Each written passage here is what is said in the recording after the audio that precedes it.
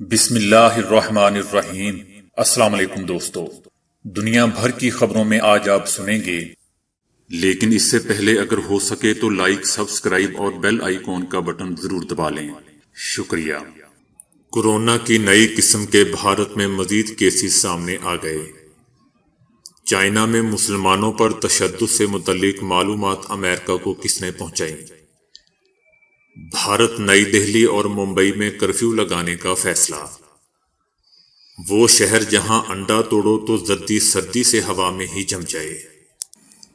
آٹا، چینی، دال کی قیمتوں میں اضافہ روکنے کے لیے وزیر اعظم عمران خان کا بڑا قدم۔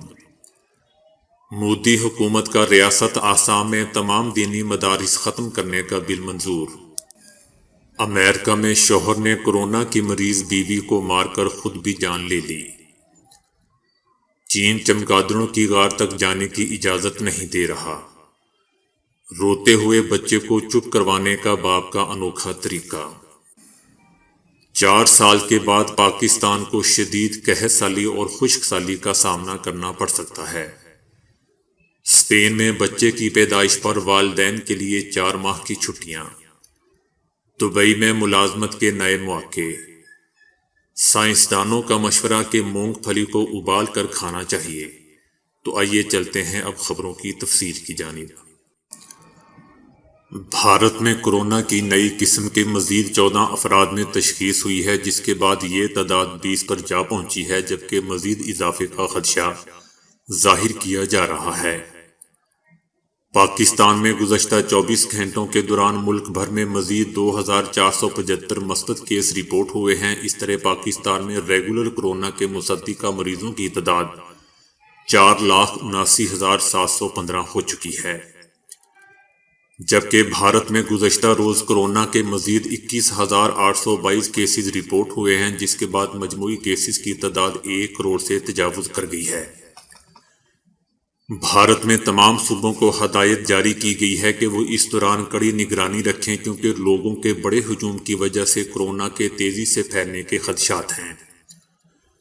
گزشتہ 3.5 ماہ کے دوران بھارت میں کورونا کے کیسز میں کمی آنا شروع ہوئی ہے، لیکن دوسری جانب برطانیہ میں سامنے آنے والے کورونا کی نئی شکل اب بھارت میں بھی پہنچ چکی ہے۔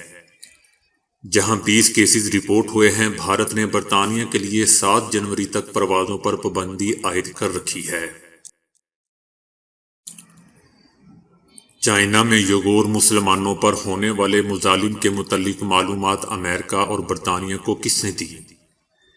جاپانی اخبار جاپان ٹوڈے نے اپنی ایک رپورٹ میں انکشاف کیا ہے کہ یہ معلومات جاپان نے امریکہ اور برطانیہ تک پہنچائی اور ثبوت مہیا کیے کہ کس طرح چینی حکومت یغور مسلمانوں پر مظالم ڈھا رہی ہے، ان کی نسل کشی کر رہی ہے اور زبردستی ان کے مذہبی عقائد ختم کروا رہی ہے۔ جاپان اپنے اتحادیوں کے ساتھ کافی عرصے سے چائنا میں مسلمانوں پر ہونے والے تشدد کی تفصیلات شیئر کرتا آ رہا ہے۔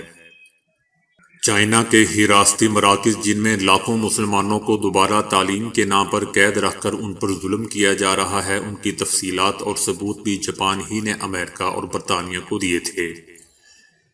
ان ممالک کے علاوہ آسٹریلیا، کینیڈا اور نیوزی لینڈ کو بھی جاپان ہی یہ انٹیلیجنس معلومات دے رہا ہے۔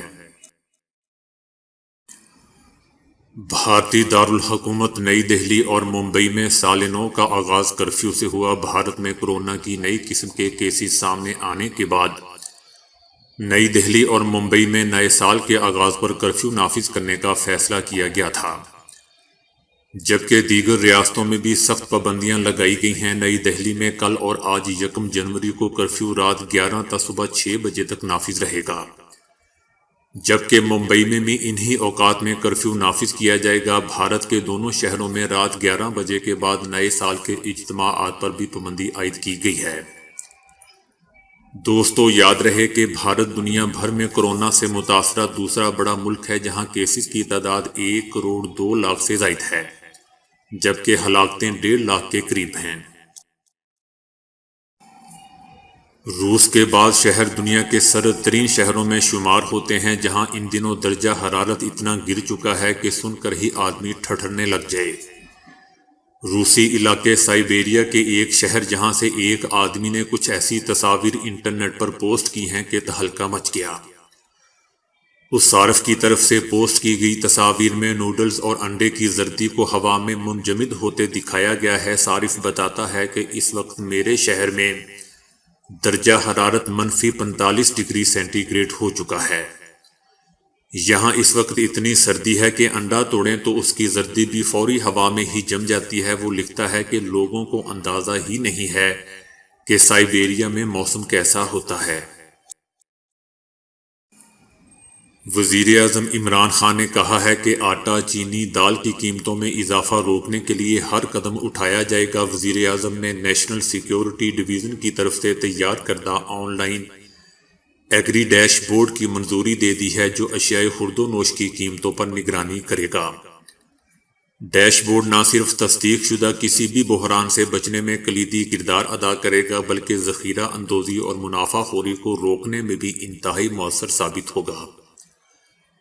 وزیر اعظم عمران خان نے اس موقع پر واضح ہدایات دی کہ آٹا، چینی اور دالوں جیسی اشیاء جو کسی بھی غریب گھرانے کے لیے انتہائی اہم ہیں ان کی قیمتوں کو بڑھنے سے روکا جائے اور کسی بھی قسم کے اقدامات اٹھانے سے گریز نہ کیا جائے۔ وزیر اعظم خود ان شعبوں کے حوالے سے مسائل کے فوری حل کی نگرانی کریں گے۔ مودی سرکار نے ایک بار پھر مسلمانوں کے خلاف دشمنی اور ہندو توا سوچ کی عکاسی کرتے ہوئے ریاست آسام میں حکومتی سرپرستی میں چلنے والے تمام مدارس ختم کرنے کا بل منظور کر لیا، جس کے تحت ریاست آسام میں قائم تمام مدارس اپریل تک اسکولوں میں تبدیل کر دیے جائیں گے، جبکہ کانگریس سمیت آل انڈیا ڈیموکریٹک موومنٹ نے بل کی مخالفت کی اور اسمبلی واک آؤٹ کیا۔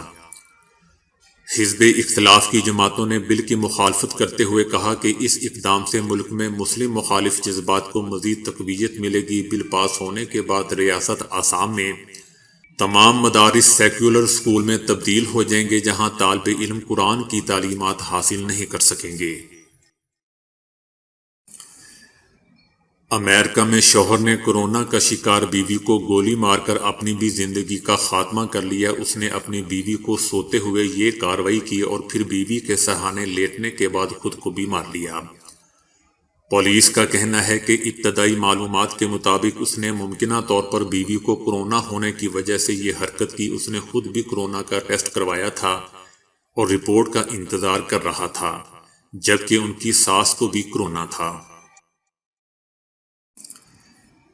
چائنا اگر چمگادڑوں کی غار تک جانے کی اجازت دے دے تو مستقبل میں آنے والی وباؤں سے بچا جا سکتا ہے۔ 1 سال گزر چکا مگر آج تک نہ تو کورونا کا علاج دریافت ہو سکا اور نہ ہی اس کے مخزن کا پتہ چل سکا کہ یہ شروع کہاں سے اور کیسے ہوا۔ زیادہ تر ممالک کے ذرائع ابلاغ کا یہی دعویٰ ہے کہ گزشتہ برس کے آخری مہینوں میں کورونا کا پہلا کیس چائنا میں سامنے آیا تھا اور اس کے بعد آن کی آن میں دنیا کے سبھی ممالک میں پھیل گیا، جبکہ چائنا کی ریاست اس کہانی سے انکاری ہے اور ان کا کہنا ہے کہ کورونا کیس اس سے قبل بھی دریافت ہو چکے تھے جو کہ چائنا میں نہیں بلکہ دیگر ممالک میں سامنے آئے۔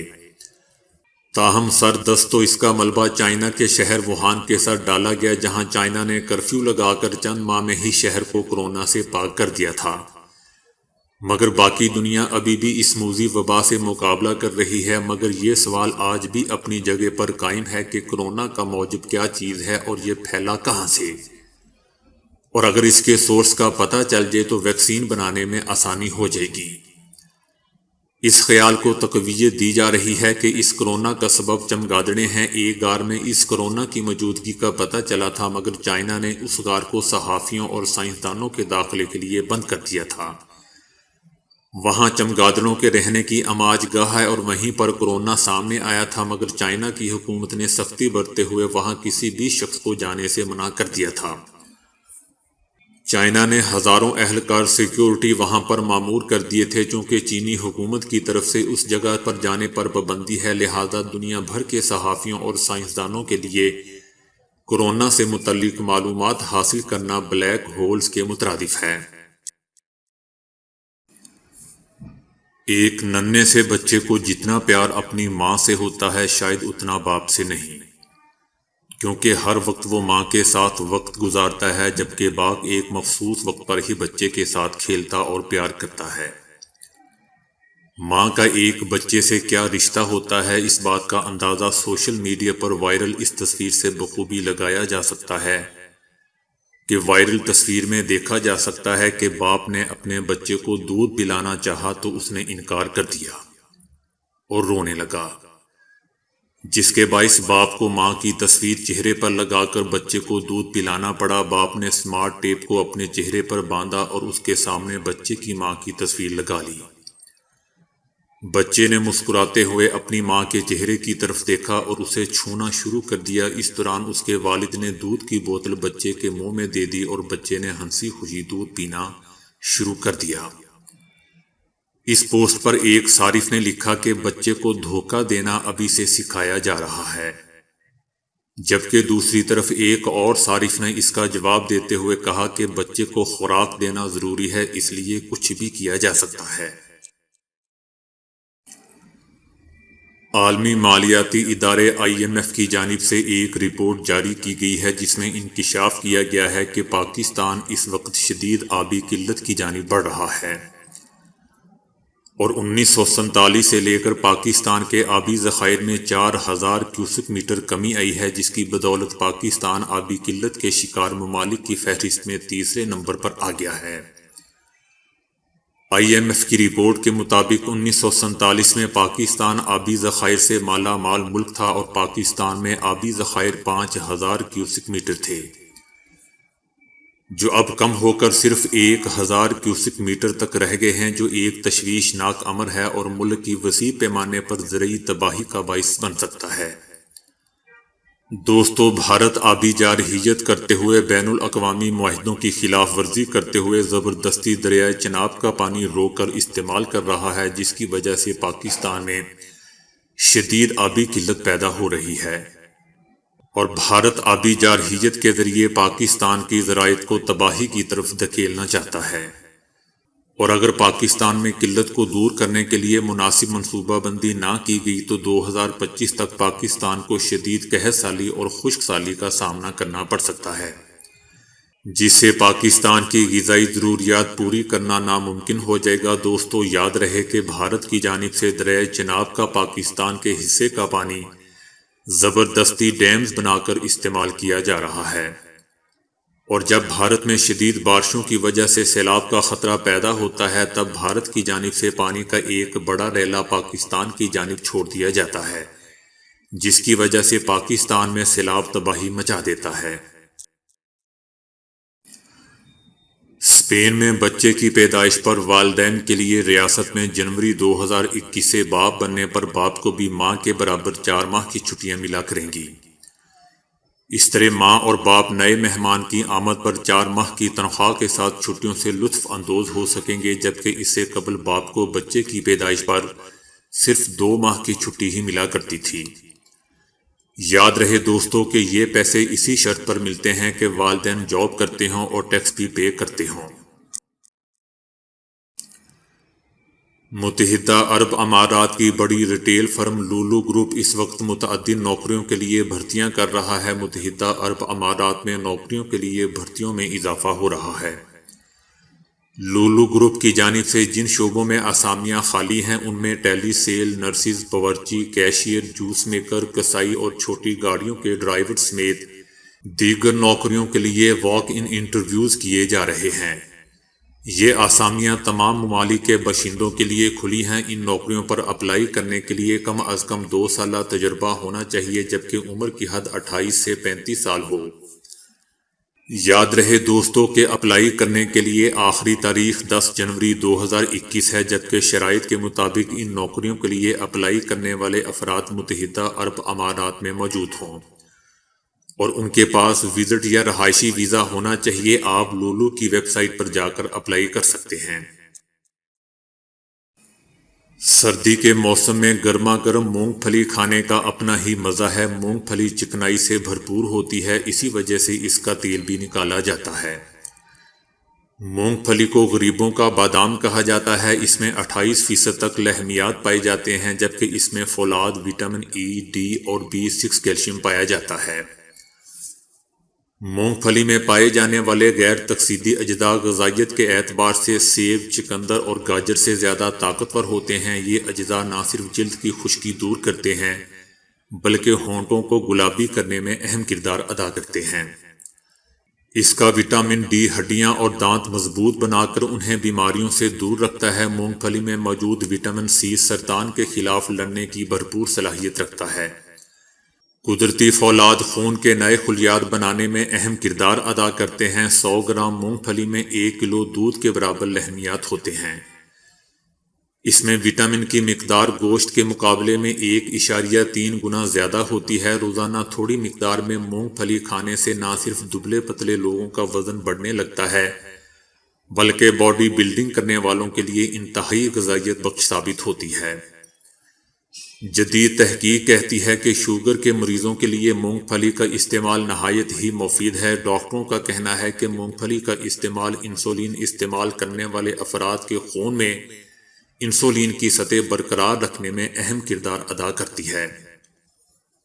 امریکی سائنسدانوں کا مشورہ ہے کہ مونگ پھلی کے شوقین اگر اسے کچی، بھنی ہوئی یا تلی ہوئی شکل میں کھانے کی بجائے ابال کر کھائیں تو اس سے جسم کو ایسے مفید صحت کیمیائی مادے 4 گنا مقدار تک حاصل ہوں گے جو بیماری سے مدافعت میں مدد دیتے ہیں۔ تاہم مونگ پھلی کو بہت زیادہ پکانے یا گرمی پہنچانے سے اس کے مفید صحت کیمیائی مادے ضائع ہو جاتے ہیں۔